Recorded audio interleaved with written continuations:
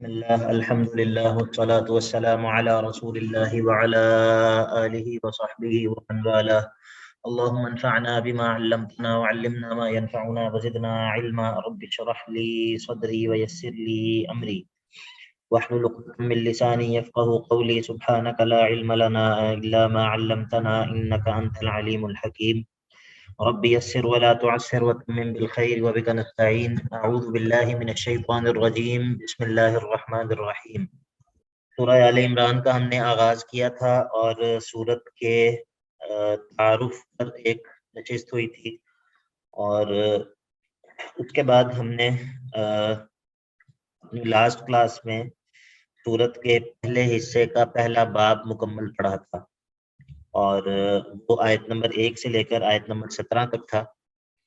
ہم نے یہ بات کی تھی کہ اس سورت کے اندر 2 ابواب ہیں، اور ہر باب کے اندر جو ہے وہ ہر حصے کے اندر جو ہے وہ 3 ابواب ہیں۔ تو پہلا باب ہم نے پڑھ لیا تھا، اور آیت نمبر 18 سے دوسرا باب شروع ہو رہا ہے۔ تو اعوذ باللہ من الشیطان الرجیم۔ شہد اللہ انہ لا الہ الا ہو والملائکۃ وأولو العلم قائما بالقسط لا الہ الا هو العزیز الحکیم۔ شہد اللہ انہ لا الہ الا ہو، اللہ تعالیٰ اس بات کا فیصلہ کرتا ہے، یہ فیصلہ دیتا ہے یا گواہی دیتا ہے کہ نہیں ہے اس کے علاوہ کوئی اور معبود برحق۔ والملائکۃ، اور فرشتے بھی اسی بات کی گواہی دیتے ہیں۔ وَأُولُو الْعِلْمِ قَائِمًا بِالْقِسْطِ، اور انصاف کے ساتھ گواہی دینے والے اہل علم بھی اسی چیز کی گواہی دیتے ہیں۔ تو جب اللہ بھی اس چیز کی گواہی دیتا ہے اور فرشتے بھی اسی چیز کی گواہی دیتے ہیں اور انصاف کے ساتھ قائم اہل علم بھی اسی چیز کی گواہی دیتے ہیں، اس کا مطلب ہے کہ یہ بات ثابت ہے، یہ بات ثابت ہے۔ نتیجہ یہ ہے کہ لا الہ الا ہو، نہیں ہے کوئی اور معبود برحق مگر اللہ ہی ہے، اور وہ العزیز ہے اور الحکیم ہے۔ وہ العزیز ہے اور الحکیم ہے، یعنی کہ زبردست ہے اور حکمت والا ہے۔ ان الدین عند اللہ الاسلام، بے شک دین حق، بے شک دین حق اللہ کے نزدیک وہ تو الاسلام ہے، وہ تو اسلام ہی ہے۔ وہ دین جو کہ اللہ تعالیٰ کے ہاں قبول کیا جائے گا وہ تو اسلام ہی ہے۔ وَمَا اخْتَلَفَ الَّذِينَ أُوتُوا الْكِتَابَ، اور نہیں اختلاف کیا ان لوگوں نے جن کو کتاب دی گئی تھی، إِلَّا مِن بَعْدِ مَا جَاءَهُمُ الْعِلْمُ، مگر اپنے پاس توحید کا علم آ جانے کے بعد انہوں نے جو اختلاف کیا ہے وہ اختلاف اس وجہ سے نہیں کیا کہ ان کے پاس وحی نہیں آئی تھی، اس وجہ سے وہ اختلاف میں پڑ گئے۔ اختلاف وحی آ جانے کے باوجود انہوں نے آپس میں اختلاف کیا ہے، تو کیا کیوں ہے؟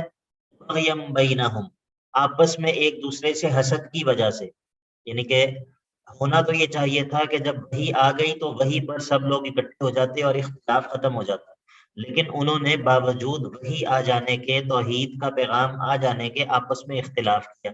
تو پھر اختلاف کی وجہ کیا تھی؟ اختلاف کی وجہ آپس کا حسد اور آپس کی دشمنی تھی۔ وَمَن يَكْفُرْ بِآيَاتِ اللَّهِ فَإِنَّ اللَّهَ سَرِيعُ الْحِسَابِ، تو جو کوئی بھی اللہ کی آیات کا انکار کرے تو اللہ تعالیٰ جلد ہی اس کا حساب لینے والا ہے۔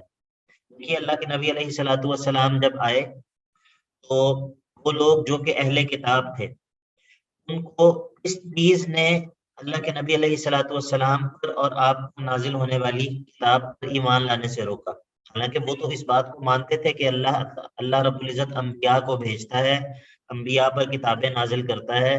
ان سب باتوں کو ماننے کے باوجود وہ کیوں ایمان نہیں لائے؟ کیا وجہ تھی؟ اس کی وجہ حسد تھی۔ ٹھیک ہے، تو یہ بات ہو گئی وَمَا اخْتَلَفَ الَّذِينَ أُوتُوا الْكِتَابَ إِلَّا مِن بَعْدِ مَا جَاءَهُمُ الْعِلْمُ بَغْيًا بَيْنَهُمْ وَمَن يَكْفُرْ بِآيَاتِ اللَّهِ فَإِنَّ اللَّهَ سَرِيعُ الْحِسَابِ۔ طریقہ دعوت کا بیان ہے، ان لوگوں کو دعوت کیسے دینی ہے۔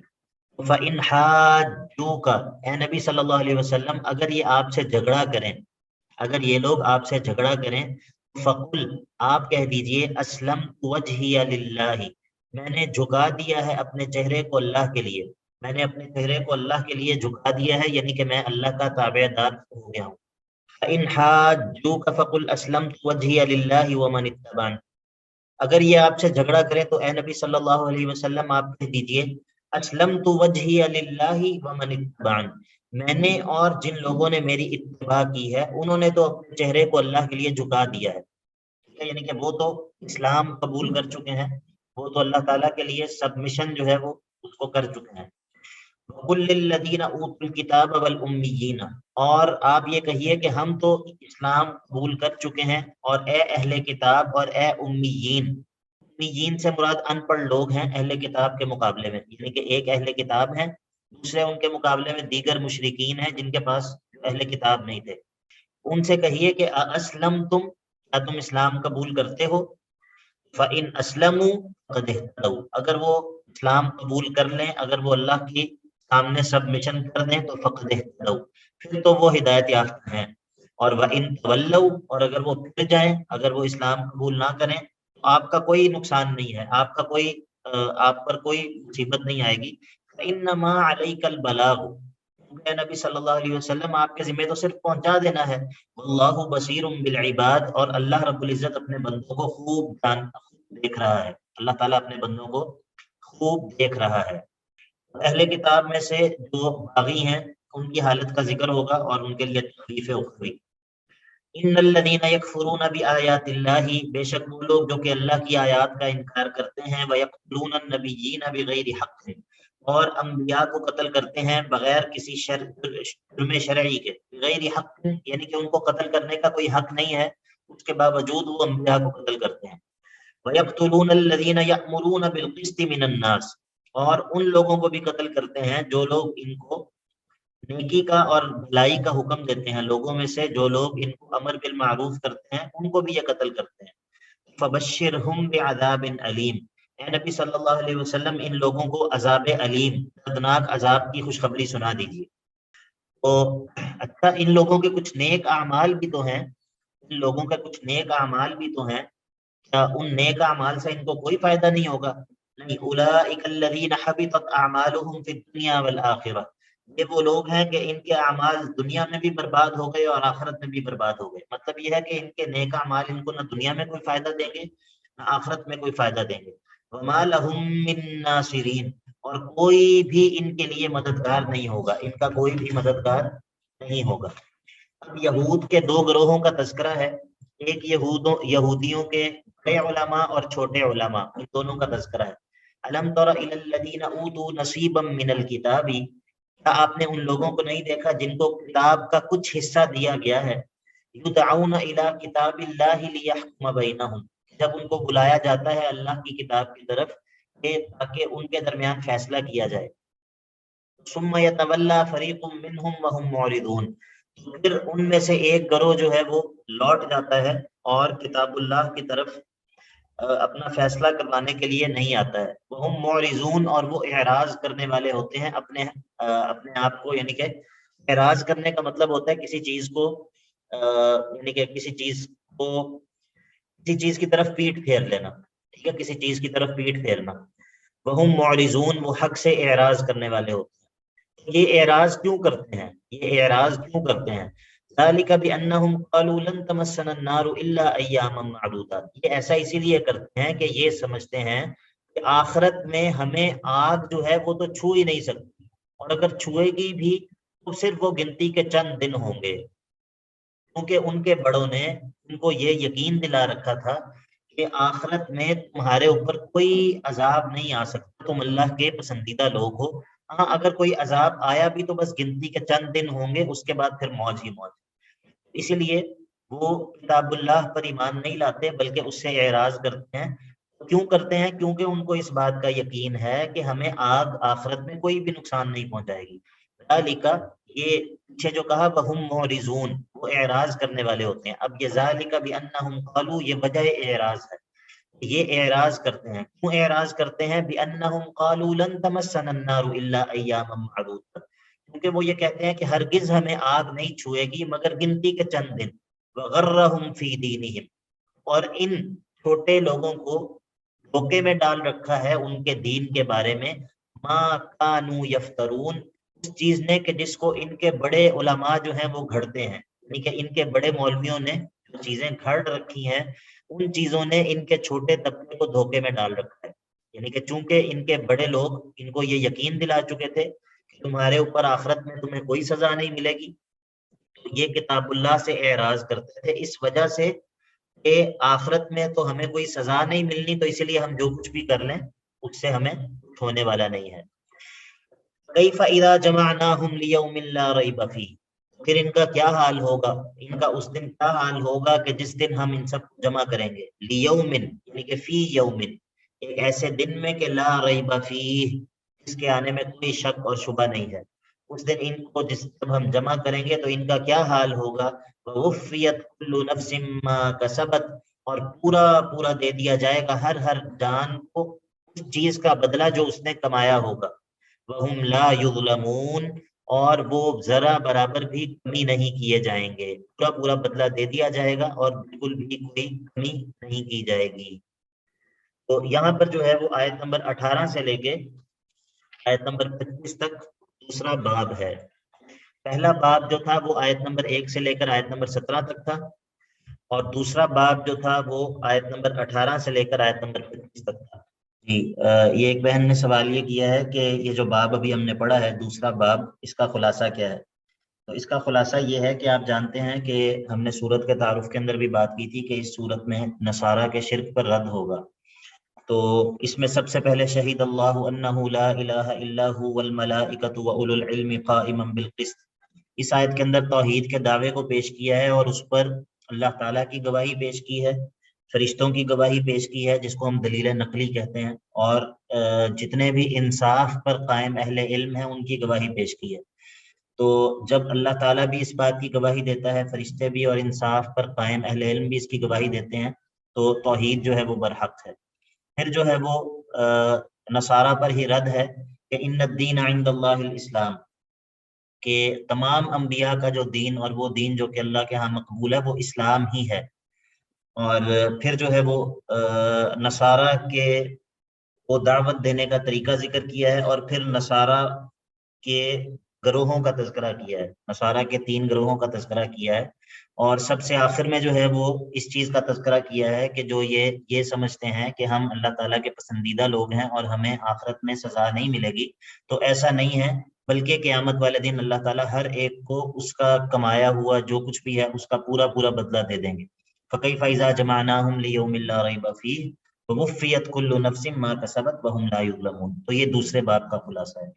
اس کے بعد تیسرا باب وہ آیت نمبر 26 سے لے کر 63 تک ہے، اور یہ بڑا زبردست اور دلچسپ باب ہے. اس کا خلاصہ میں بیان کرتا ہوں، پھر اس کے بعد انشاءاللہ ہم ترجمہ پڑھتے ہیں. اس باب کے اندر سب سے پہلے تو اللہ تعالیٰ کی 12 صفات کا ذکر کر کے توحید الوہیت کو ثابت کیا جائے گا.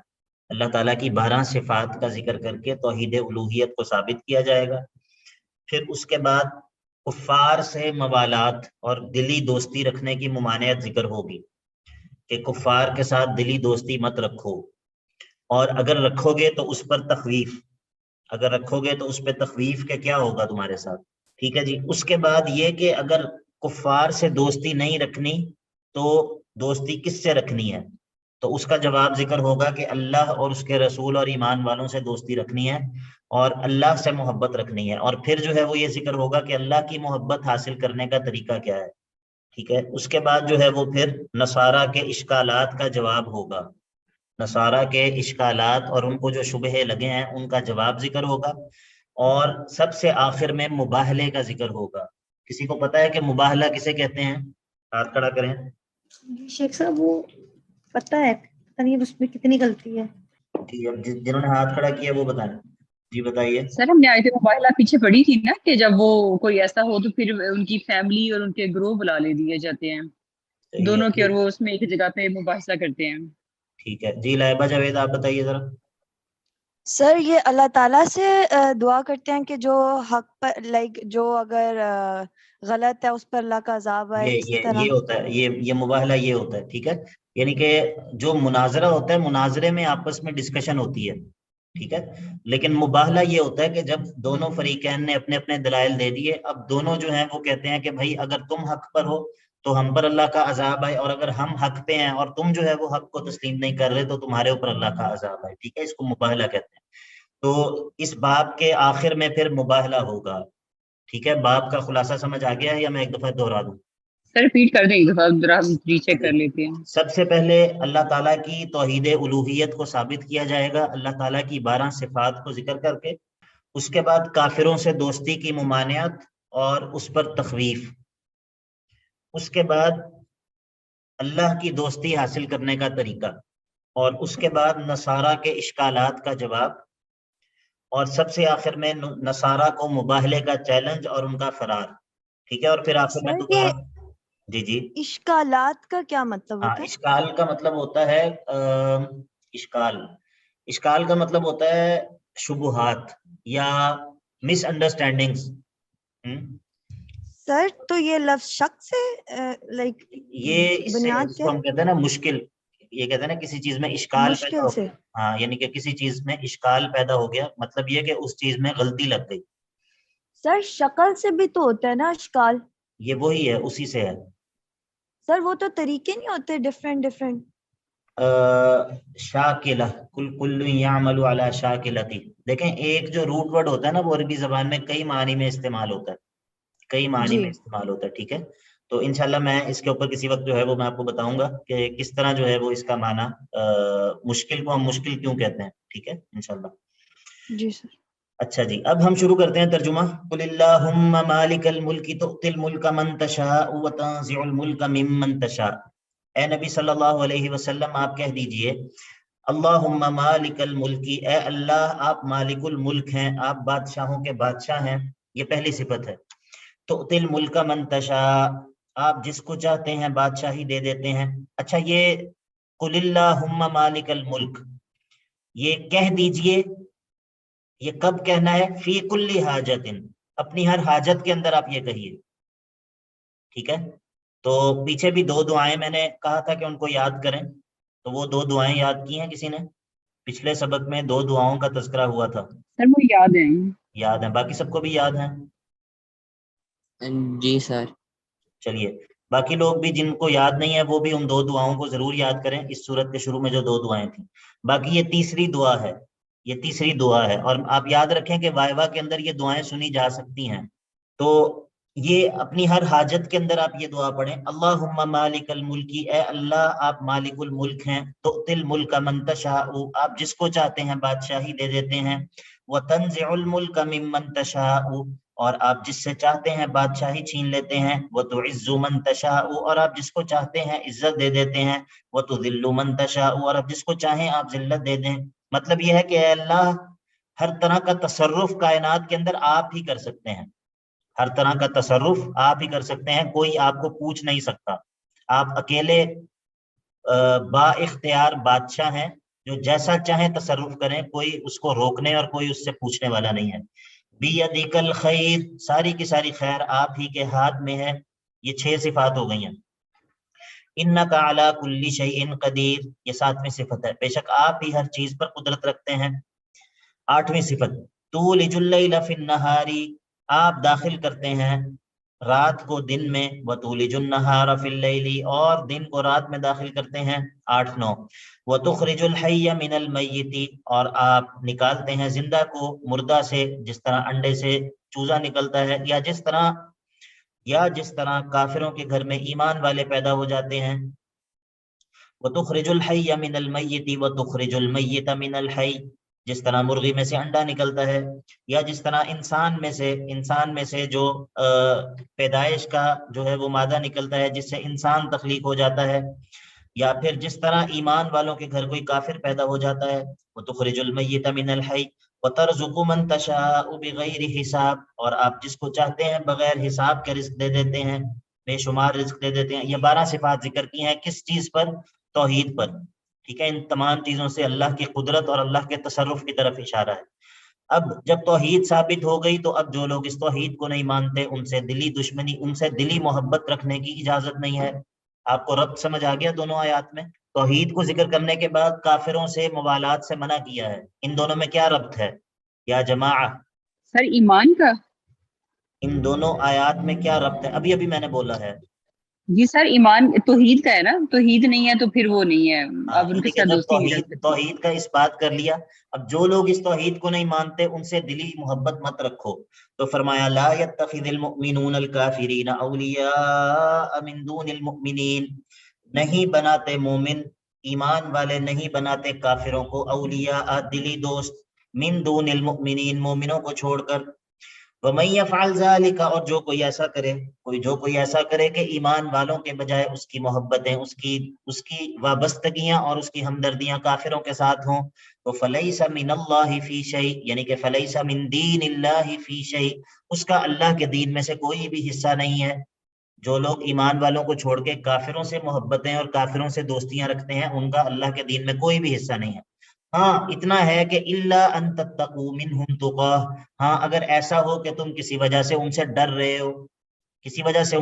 ہو, حالت اکراہ میں ان کے ساتھ کوئی اچھائی کا معاملہ کرنا پڑ جائے, اس طرح کے اس کے بغیر ان سے بچنا ممکن نہ ہو, تو وہ کر سکتے ہو, اتنے کی اجازت ہے. لیکن اس کی اجازت نہیں ہے کہ انسان کی دلی دوستیاں, دلی ہمدردیاں, انسان کی دلی محبتیں ایمان والوں کے بجائے کافروں کے ساتھ ہوں. اگر ایسا کرو گے تو کیا ہوگا؟ وَيُحَذِّرُكُمُ اللَّهُ نَفْسَهُ, اللہ تمہیں اپنے نفس سے ڈراتا ہے, اللہ سے ڈر جاؤ, کیونکہ وَإِلَى اللَّهِ الْمَصِيرُ, آخر میں اللہ ہی کی طرف لوٹ کر جانا ہے, تو پھر اللہ تمہارے سے پورے کا پورا حساب کتاب لے لے گا. اب اگر دل کے اندر کافروں کی محبت چھپائی ہوگی تو کیا اللہ کو پتہ چل جائے گا؟ ایسا تو نہیں کہ اللہ پر مخفی رہ جائے گا. دل کے اندر کسی کے دل کے اندر کافروں کی محبت ہے تو کیا وہ اللہ سے چھپا سکتا ہے؟ نہیں. قل ان تخفوا ما فی صدورکم, اے نبی صلی اللہ علیہ وسلم آپ فرما دیجئے, ان تخفوا ما فی صدورکم, اگر تم چھپاؤ گے اس چیز کو جو تمہارے دلوں میں ہے, صدورکم تمہارے سینوں میں ہے, یعنی کہ سینوں میں سے مراد یہ کہ جو چیز تمہارے دلوں میں ہے, او تبدوہ, یا تم اس چیز کو ظاہر کرو گے, تو یعلمہ اللہ, اللہ تو اس بات کو جان لے گا, اللہ تو اس بات کو جانتا ہے. تم اسے ظاہر کرو یا نہ کرو, تم اسے چھپاؤ یا ظاہر کرو, اللہ اس کو جانتا ہے. اللہ اس کو کیسے جانتا ہے؟ وَيَعْلَمُ مَا فِي السَّمَاوَاتِ وَمَا فِي الْأَرْضِ, یہ تمہارے دل اور تمہارے سینے تو کوئی چیز نہیں, اللہ تو جو کچھ بھی آسمانوں اور زمین میں ہے وہ تو سب کو جانتا ہے. اور جب وہ زمین اور آسمان میں جو کچھ ہے اس سب کو جانتا ہے, تو تمہارے سینے میں موجود دل اور اس میں موجود خیالات کو کیسے نہیں جانے گا؟ واللہ علی کل شیء قدیر, اللہ تعالیٰ ہر چیز پر قدرت رکھتا ہے. اب تخفیف اخروی ہے, یوم تجد کل نفس, یوم تجد کل نفس, وہ دن کہ جس دن پالے گا ہر نفس پالے گا, کیا پالے گا؟ ما عملت, جو بھی اس نے عمل کیا ہوگا, من خیر, خیر میں سے, جو بھی خیر کا عمل کسی بھی نفس نے کیا ہوگا وہ اس کو پالے گا. کہاں پالے گا؟ محضرا, سامنے حاضر کیا ہوا. جس نفس نے بھی کوئی خیر کا کام کیا ہوگا وہ اس کو اپنے سامنے پالے گا. وما عملت من سوء, اور اس کو بھی کہ جو اس نے برا کام کیا ہوگا اس کو بھی اپنے سامنے پالے گا. وہ دن کہ جس نفس نے بھی کوئی خیر کا کام کیا ہوگا وہ اس کو اپنے سامنے حاضر پالے گا, اور جو کوئی شر کا کام کیا ہوگا اس کو بھی اپنے سامنے حاضر پالے گا. اس دن پھر یہ جس نفس نے شر کا کام کیا ہوگا یہ کیا کرے گا؟ تودو, یہ نفس خواہش کرے گا, لو ان بینہا, کہ کاش ہو جائے اس نفس کے درمیان, و بینہ, اور اس برائی کے درمیان, یہ نفس خواہش کرے گا کہ کاش میرے اور میری اس برائی کے درمیان امدم بعیدا, بہت دور کا فاصلہ ہو جائے.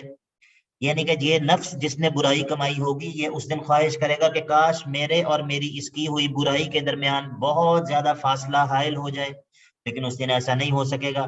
تو وَيُحَذِّرُكُمُ اللَّهُ نَفْسَهُ, اللہ تمہیں اپنے نفس سے ڈراتا ہے, اللہ تمہیں اپنے نفس سے ڈراتا ہے.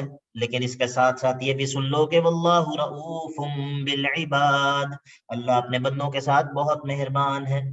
تو یہ بھی اللہ کی مہربانی ہی تو ہے کہ اللہ نے ہمیں پہلے سے جو ہے وہ خبردار کر دیا ہے, پہلے سے ان چیزوں کے بارے میں تفصیل سے بتا دیا ہے کہ جن کے ذریعے انسان عذاب میں اور اللہ کی ناراضگی میں مبتلا ہو سکتا ہے. تو یہ بھی اللہ کی مہربانی ہی ہے. بات سمجھ آ رہی ہے سب کو؟ جی سر. اب دیکھیے ربط کی طرف اب دیکھنا ہے آپ نے, ٹھیک ہے, آیات کے ربط کی طرف غور کرنا, ذرا توجہ ہے سب کی؟ جی اب جب کافروں کی محبت اور کافروں کی دوستی سے منع کیا تو اب یہ بتائے گا کہ اللہ کی محبت اور اللہ کی دوستی کیسے حاصل ہوگی. ٹھیک ہے، کافروں کی محبت اور کافروں کی دوستی سے منع کیا.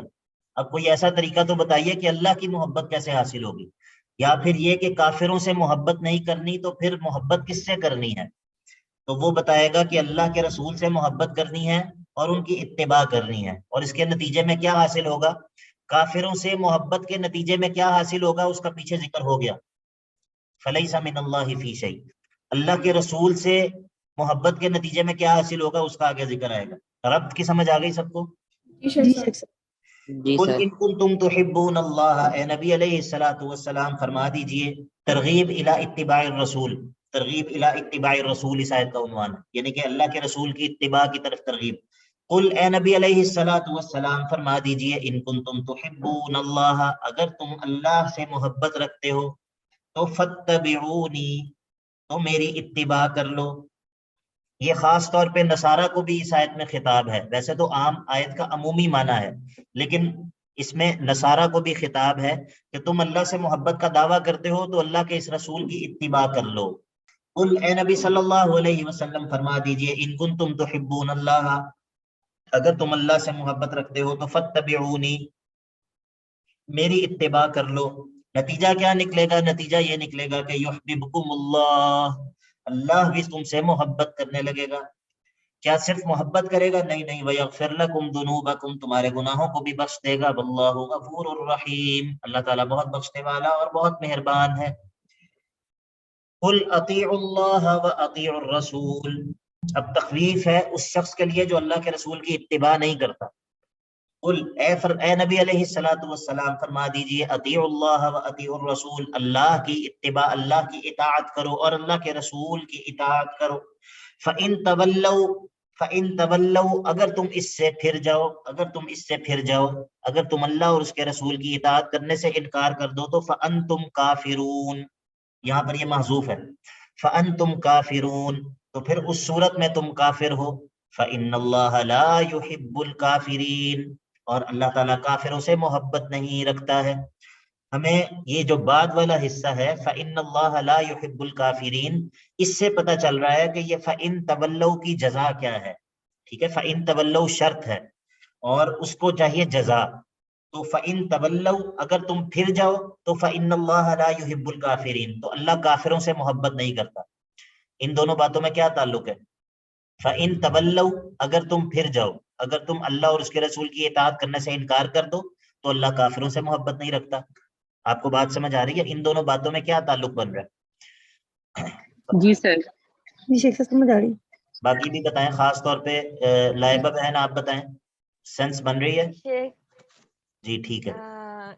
سر وہ جو آپ نے محذوف نکالا اس سے سمجھ بن رہی ہے. ہاں یہی میں کہنا چاہ رہا ہوں کہ اس کے بغیر سینس نہیں بنے گی. ٹھیک ہے، جی جی. تو اسی لیے ہمیں اگلے جملے سے پتا چل رہا ہے کہ یہاں پر جزا کیا محذوف ہے. ٹھیک ہے، اگر تم اللہ اور اس کے رسول کی اطاعت سے پھر جاؤ تو تم کافر ہو اور اللہ تعالیٰ کافروں سے محبت نہیں رکھتا ہے. فَإِن تَوَلَّوْا، اگر تم پھر جاؤ، فَإِنَّ اللَّهَ لَا يُحِبُّ الْكَافِرِينَ، تو اللہ تعالیٰ کافروں سے محبت نہیں رکھتا ہے.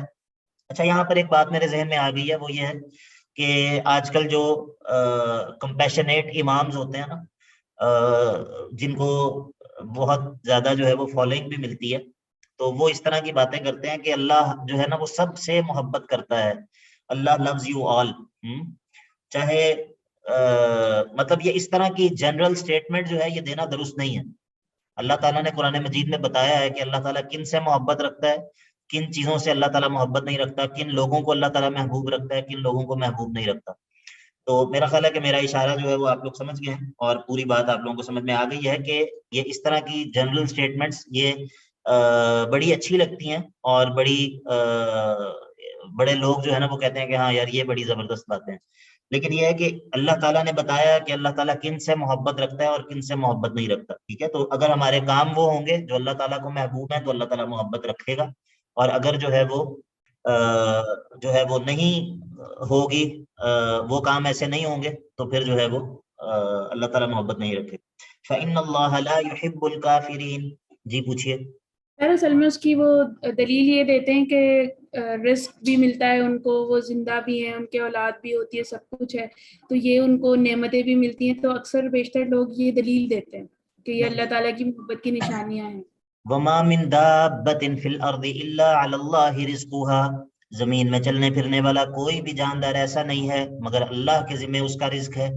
رزق دینا جو ہے وہ تو وہ رازق ہے، وہ رازق ہر ایک کا ہے، ٹھیک ہے، وہ ہر ایک پر جو ہے وہ مہربانی کرتا ہے تو اس کا وجود ہے، لیکن یہ محبت کی دلیل نہیں ہے، ٹھیک ہے، محبت کی دلیل یہ نہیں ہے. اب مثال کے طور پہ فرعون جو ہے، فرعون کو اللہ تعالیٰ نے زندگی دی یا نہیں دی، بادشاہت دی یا نہیں دی، دنیا کے اندر اس کو نعمتیں ملی یا نہیں ملی، بتائیے. بالکل سر. تو کیا کوئی یہ کہہ سکتا ہے کہ فرعون سے اللہ تعالیٰ محبت رکھتا ہے؟ نہیں سر. ٹھیک ہے، بات سمجھ آ گئی. جی سر بالکل. تو فإن اللہ لا يحب الکافرین، اللہ تعالیٰ کافروں سے محبت نہیں رکھتا. ان اللہ اصطفى آدم و نوحا، یہاں سے اب شروع ہو رہے ہیں نصارہ کے اشکالات کا جواب، نصارہ اور عیسائیوں کے شبہات کا جواب دیا جائے گا.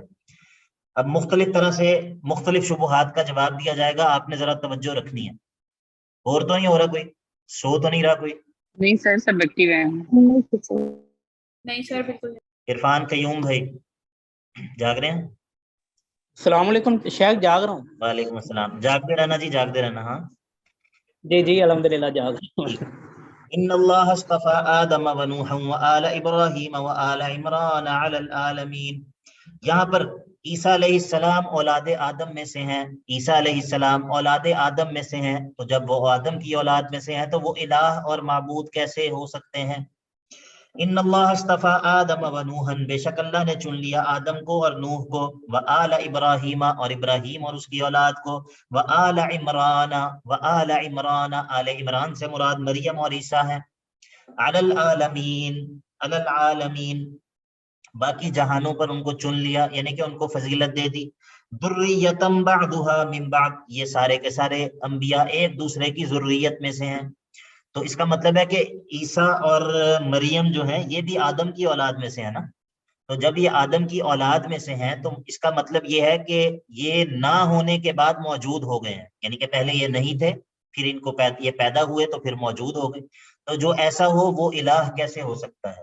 آپ کو سمجھ آ گیا کہ کس طرح نصارہ پر رد ہے عیسائیت میں. جی ذریۃ بعضها من بعض واللہ سمیع علیم، اور خوب سننے والا اور خوب جاننے والا تو اللہ ہے. اب مریم جو ہیں، جو کہ عیسیٰ کی والدہ ہیں، وہ خود عاجز ہیں، وہ خود عاجز ہیں اور وہ خود اللہ کی عبادت کرتی ہیں، تو وہ الہ کیسے ہو سکتی ہیں؟ اذ قالت امرأة عمران، جب عمران کی بیوی نے کہا ربی انی نذرت لک ما فی بطنی، یہاں پر مریم کی نہیں، مریم کی والدہ کی بات ہو رہی ہے، ٹھیک ہے، میرے سے غلطی ہو گئی بولنے میں، مریم کی نہیں بلکہ مریم کی والدہ کی بات ہو رہی ہے. اذ قالت امرأة عمران، جب عمران کی بیوی نے کہا ربی انی نذرت، اے میرے رب، اے میرے رب، میں نے نظر مانی ہے، میں نے منت مانی ہے، لکا آپ کے لیے، آپ کے نام کی نظر مانی ہے، کس چیز پہ؟ ما فی بطنی، جو میرے پیٹ میں حمل ہے، اس کی نظر مانی ہے کہ محررن، یعنی کہ محررن آزاد، عن امور الدنیا، دنیاوی کاموں سے میں اس کو آزاد کر دوں گی اور آپ کے دین کے کاموں کے لیے اس کو وقف کر دوں گی. تو فتقبل منی، اے اللہ میری نظر کو قبول کر لیجئے. تو اس کا مطلب ہے کہ مریم کی والدہ بھی اللہ کی عبادت کرتی ہیں، بات سمجھ آ رہی ہے، اور اللہ کے نام کی نظر مان رہی ہیں، تو کیا وہ معبود ہو سکتی ہیں؟ سر پہلے آپ نے اس کا بتایا تھا ابدیت کا اظہار ہے یہ بیسیکلی اس آیت میں. ہاں بالکل، ابدیت کا اظہار ہے نا. تو جب وہ ابدیت کا اظہار کر رہی ہیں تو وہ معبود کیسے ہو سکتی ہیں؟ یا جماعت انک انت السمیع العلیم، بے شک آپ، اب دیکھیں یہ کیا کہہ رہی ہیں، کہہ رہی ہیں کہ اے اللہ بے شک آپ ہی خوب سننے والے اور خوب جاننے والے ہیں. اچھا، اب یہ اگر مریم کی والدہ تو اللہ کے نام کی نظر مان رہی ہیں اور کہہ رہی ہیں کہ اے اللہ آپ خوب سننے والے اور خوب جاننے والے ہیں، اب اس خاتون کے پیٹ سے جو مریم پیدا ہو وہ معبود ہو، کیسی بات ہے؟ انکا انت، یہ قرآن مجید کے صرف آپ یہ دیکھیں کہ قرآن کیسا رد کرتا ہے، اور یہ بالکل ریشنل اور لاجیکل رد ہے، یعنی کہ ایسا نہیں ہے. بعض لوگ یہ سمجھتے ہیں کہ شاید عقل اور قرآن جو ہے یہ کوئی الگ الگ چیزیں ہیں، یا قرآن جو ہے وہ ریشنل نہیں ہے، یا قرآن جو ہے وہ لاجیکل نہیں ہے. اب دیکھیے اللہ تعالیٰ نے یہاں پر کیا ذکر کیا ہے؟ مریم سے پہلے مریم کی والدہ کا ذکر کیا کہ وہ اللہ کے نام کی نظر مان رہی. تو مریم کی والدہ اللہ کے نام کی نظر مان رہی ہیں، اور اب ان کے گھر بیٹی پیدا ہوئی اور وہ بیٹی جو ہے وہ الہ بن گئی. سبحان اللہ. تو انک انت السمیع العلیم فلما وضعتها، جب یہ اس عورت نے جب یہ مریم کی والدہ کا وضع حمل ہوا، جب ان کی ڈیلیوری ہوئی، تو قالت یہ کہنے لگیں ربی انی وضعتها انثى، اے اللہ میرے گھر تو بیٹی پیدا ہوئی ہے، واللہ اعلم بما وضعت، حالانکہ اللہ خوب جانتا تھا اس چیز کو جو کہ اس عورت نے جس چیز کو جنا تھا اللہ تعالیٰ خوب جانتا تھا، ولیس الذکر کالانثى، اور جو لڑکا تھا وہ لڑکی کی طرح تو نہیں تھا، یعنی کہ جو لڑکا وہ چاہتی تھی وہ اس لڑکی کی طرح تو نہیں تھا۔ اور پہلے ان کا یعنی کہ ان کے ذہن میں یہی بات تھی کہ یہ دنیاوی کاموں سے آزاد اور اللہ کے گھر کی خدمت کرنے کے لیے میرا بیٹا ہوگا، میں اس کو وقف کروں گی، لیکن ہوا کیا، وہ بیٹی گئی۔ وَإِنِّي سَمَّيْتُهَا مَرْيَمَ، اور کہنے لگی میں نے اس کا نام مریم رکھا ہے، مریم کا مطلب ہوتا ہے عابدہ۔ وَإِنِّي أُعِيذُهَا بِكَ وَذُرِّيَّتَهَا مِنَ الشَّيْطَانِ الرَّجِيمِ، اور اے اللہ میں اس لڑکی کو آپ کی پناہ میں دیتی ہوں، اس لڑکی کو بھی اور اس کی ذریت کو بھی آپ کی پناہ میں دیتی ہوں۔ تو مریم کو اور مریم کی ذریت کو کس کی پناہ میں دیا ہے؟ اللہ رب العزت، اللہ کی۔ اس کا مطلب ہے کہ پھر معبود کون ہے؟ عیسیٰ اور مریم۔ اللہ اللہ رب العزت۔ وَإِنِّي أُعِيذُهَا بِكَ وَذُرِّيَّتَهَا مِنَ الشَّيْطَانِ الرَّجِيمِ فَتَقَبَّلَهَا رَبُّهَا بِقَبُولٍ حَسَنٍ۔ اب مریم کی فضیلت، فَتَقَبَّلَهَا رَبُّهَا، تو اللہ نے قبول کر لیا مریم کو، بِقَبُولٍ حَسَنٍ، اچھا قبول کرنے کے ساتھ، وَأَنبَتَهَا نَبَاتًا حَسَنًا، اور بڑی زبردست قسم کی ان کی پرورش کی، وَكَفَّلَهَا زَكَرِيَّا، اور پھر زکریا نے ان کی کفالت کی ذمہ داری سنبھال لی۔ کلما دخل علیہا زکریا المحراب، اب مریم کی کرامت کا ذکر ہے، مریم کی کرامت کا ذکر ہے۔ اہل سنت کا ایک عقیدہ ہے، مسلمانوں کا یہ اعتقاد ہے کہ اولیاء کی کرامات جو ہیں وہ بالکل برحق ہیں، ٹھیک ہے، اولیاء کی کرامات، اللہ تعالیٰ کے جو نیک بندے ہوتے ہیں ان کے ہاتھ پر کرامات ظاہر ہو سکتی ہیں۔ معتزلہ نے اس کا انکار کیا ہے، لیکن کرامات، یا قرآن میں بھی کرامات کا ذکر ہے۔ اب یہاں پر دیکھیے، کلما دخل علیہا زکریا المحراب، جب بھی زکریا ان کے پاس محراب میں داخل ہوتے، تو وجد عندہا رزقا، تو مریم کے پاس رزق اور کھانے پینے کا سامان پاتے۔ قال، کہنے لگے، زکریا نے پوچھا، یا مریم، اے مریم، انا لکی ھذا، آپ کے پاس یہ کھانا پینا کہاں سے آ جاتا ہے؟ قالت ہوا من عند اللہ، مریم نے کہا یہ تو اللہ کی طرف سے ہے، اور ان اللہ یرزق من یشاء بغیر حساب، اور اللہ تعالیٰ جس کو چاہتا ہے بے حساب رزق دے دیتا ہے۔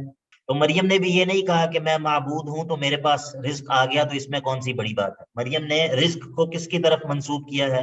اللہ رب کی العزت، طرف۔ اللہ رب العزت کی طرف۔ چلیے، اب مریم کا بھی جو ہے وہ مریم کی عجز بھی ثابت ہو گیا کہ وہ بھی عاجز ہیں، وہ بھی معبود نہیں ہیں، وہ بھی اللہ کی محتاج ہیں۔ تو اب نبی زکریا کا بھی سن لیجیے۔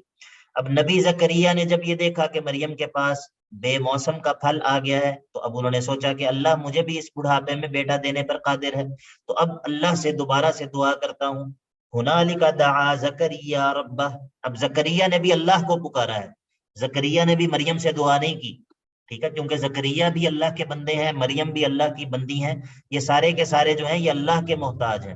تو ہنالک دعا زکریا ربہ، پھر زکریا نے اللہ سے دعا کی، کہا رب ھب لی من لدنک ذریۃ طیبۃ انک سمیع الدعاء، یہ دعا بھی یاد کرنی ہے۔ رب ھب لی من لدنک ذریۃ طیبہ، اے اللہ مجھے عطا کر اپنے پاس سے ذریۃ طیبہ، طیب اور پاک اور زبردست اور نیک قسم کی ذریت عطا کر۔ انک سمیع الدعاء، اے اللہ بے شک آپ دعاؤں کو سننے والے ہیں۔ یہ دعا بھی یاد کرنی ہے سب نے، بہت قیمتی دعا ہے۔ فنادته الملائکۃ وهو قائم یصلی فی المحراب، اب قبولیت دعا کا ذکر ہے، قبولیت دعا کا ذکر ہے۔ فنادته الملائکۃ، اب فرشتوں نے ان کو آواز دی، وهو قائم یصلی فی المحراب، زکریا اپنی محراب اور اپنی عبادت کی جگہ پر کھڑے اللہ کی عبادت کر رہے تھے، نماز پڑھ رہے تھے۔ فرشتوں نے آواز دے کر کیا کہا ان اللہ یبشرک بیحییٰ، اے زکریا اللہ آپ کو بشارت دیتا ہے، خوشخبری دیتا ہے یحییٰ کی۔ اللہ تعالیٰ نے دعا قبول کی اور کیسا بیٹا دیا؟ یحییٰ جیسا بیٹا دیا۔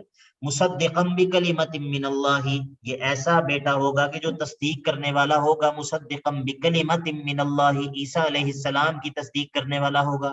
وسیدن، اور سردار ہوگا، وحصورا، اور اپنے آپ کو روک کے رکھنے والا ہوگا خواتین سے اور اللہ کی نافرمانی سے۔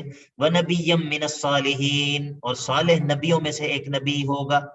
قَالَ رَبِّ أَنَّىٰ يَكُونُ لِي غُلَامٌ، اب زکریا کو زکریا نے اب یہ سوچا کہ یہ پیدائش کیسے ہوگی، پیدائش کے طریقے کے متعلق سوال کیا ہے. اللہ تعالیٰ کی قدرت میں شک نہیں ہے، پیدائش کے طریقے کے متعلق تعجب کا اظہار کیا کہ آخر پیدائش تو ہوگی، اللہ نے کہا ہے کہ بیٹا دوں گا، ٹھیک ہے بیٹا تو ملے گا، لیکن آخر اس کا طریقہ کیا ہوگا؟ میں بوڑھا ہوں، میری بیوی بوڑھی ہے، اب اولاد کے قابل نہیں ہے، تو یہ کس طرح ہوگا؟ قال رب انا یکون لی غلام، اے اللہ کس طرح مجھے بیٹا ملے گا، مجھے بیٹا دینے کا کیا طریقہ کار ہوگا؟ وقد بلغنی الکبر، حالانکہ میں بڑھاپے کو پہنچ چکا ہوں، وامرأتی عاقر، اور میری بیوی جو ہے وہ بانجھ ہیں، یعنی کہ اولاد نہیں ہو سکی. قال كذلك اللہ يفعل ما یشاء، اللہ نے کہا اسی طرح ہے، اللہ جیسے چاہتا ہے ویسے کر لیتا ہے. اب انہوں نے کہا کہ اچھا میرے لیے کوئی نشانی مقرر کر دیجئے تاکہ میرے دل کو، آپ کو پتہ ہے کہ کسی شوق والی چیز کا انتظار کرنا کتنا مشکل ہوتا ہے، ٹھیک ہے، تو انہوں نے کہا کہ اے اللہ میرے لیے کوئی نشانی مقرر کر دیں کہ میں پھر میرے لیے انتظار کرنا آسان ہو جائے. قال رب اجعل لی آیہ، اے اللہ کوئی نشانی بھی مقرر کر دیجئے. قال آیتک الا تکلم الناس ثلاثۃ ایام الا رمزا، اللہ رب العزت نے کہا نشانی اس کی یہ ہے کہ آپ 3 دن تک لوگوں سے بات نہیں کر سکیں گے مگر اشارے سے. وَاذْكُرْ رَبَّكَ كَثِيرًا، لوگوں سے بات نہیں کر سکیں گے لیکن اللہ کا ذکر کر سکیں گے. وَاذْكُرْ رَبَّكَ كَثِيرًا، تو اپنے رب کا کثرت سے ذکر کیجئے. وَسَبِّحْ بِالْعَشِيِّ وَالْإِبْكَارِ، اور صبح اور شام کے وقت اللہ کی پاکی بیان کیجئے، صبح کے وقت اور شام کے وقت، فجر کے بعد اور عصر کے بعد اللہ کی پاکی بیان کیجئے، اللہ کا رزق کیجئے، اللہ کا ذکر کیجئے. وَإِذْ قَالَتِ الْمَلَائِكَةُ يَا مَرْيَمُ، اب دوبارہ سے مریم کے حالات کی طرف رجوع ہے. صحیح، آپ نے کرامات کا ذکر کیا، نیک لوگوں پہ ہوتی ہیں، آج کے دور میں بھی کہہ سکتے ہیں یہ؟ جی کرامات جو ہیں یہ قیامت تک جاری رہیں گی، کیونکہ نیک لوگ ختم نہیں ہو گئے دنیا سے، تو کرامات جو ہیں یہ یعنی کہ یہ قیامت تک جاری رہنے والی چیز ہے، ٹھیک ہے. تو آج کے دور میں کوئی مثال ملتی ہے کسی کے پاس یہ کرامات ہوں؟ نہیں، یہ جو کرامت ہوتی ہے نا یہ ایک الگ موضوع ہے کہ اس کی کیا مثال ہے، لیکن اس کی مثالیں جو ہیں وہ صحابہ کے دور میں کئی اس کی مثالیں ہیں، ٹھیک ہے، اس کے بعد تابعین کے دور میں کئی مثالیں ہیں، تبع تابعین کے دور میں کئی مثالیں ہیں، اور آج کے دور میں بھی اس کی کئی مثالیں ہوتی ہیں. کئی ایسے لوگ ہوتے ہیں کہ ان کی دعا اللہ تعالیٰ قبول کرتا ہے فوراً، ٹھیک ہے، تو یہ کرامت ہی ہے. اسی طرح کئی مرتبہ کئی لوگوں کو اللہ تعالیٰ جو ہے وہ دشمنوں سے محفوظ رکھتا ہے بڑے معجزانہ طریقے سے، ٹھیک ہے، تو یہ بھی کرامت ہوتی ہے. تو اس طرح کی کئی اس کی قسمیں ہوتی ہیں. اور باقی انشاءاللہ کل جو کلاس ہوگی نا اس میں انشاءاللہ میں کچھ بات کروں گا کرامت کے حوالے سے، کیونکہ یہ کچھ بہت زیادہ مسکنسیپشن ہیں اس کے حوالے سے. اور جو معاشرے کے اندر جو 2 نمبر کرامت والا سین ہے نا، اس کے ریئیکشن میں آ کے بہت بڑی تعداد لوگوں کی کرامات کو مکمل طور پہ جھٹلاتی ہے، لیکن یہ بات ٹھیک نہیں ہے، ٹھیک ہے.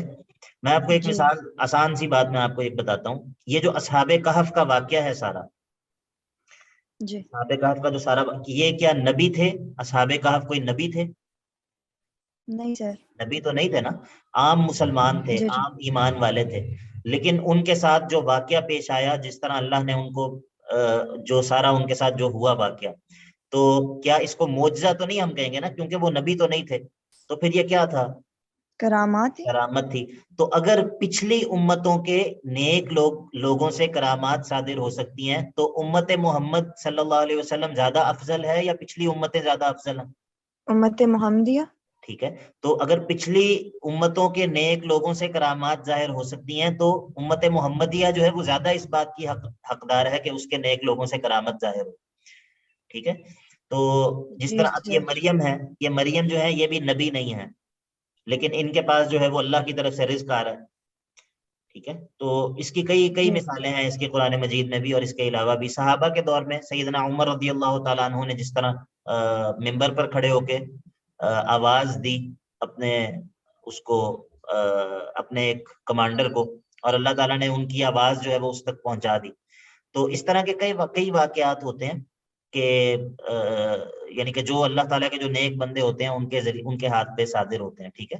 لیکن اس کی تفصیل کیا ہوتی ہے اور اس کے کیا قواعد ہوتے ہیں، اور یہ کیسے پتہ چلے گا کہ کیا چیز کرامت ہے اور کیا چیز شیطان کی طرف سے ہے، اس کے بارے میں انشاءاللہ ہم کل تھوڑی سی بات کر لیں.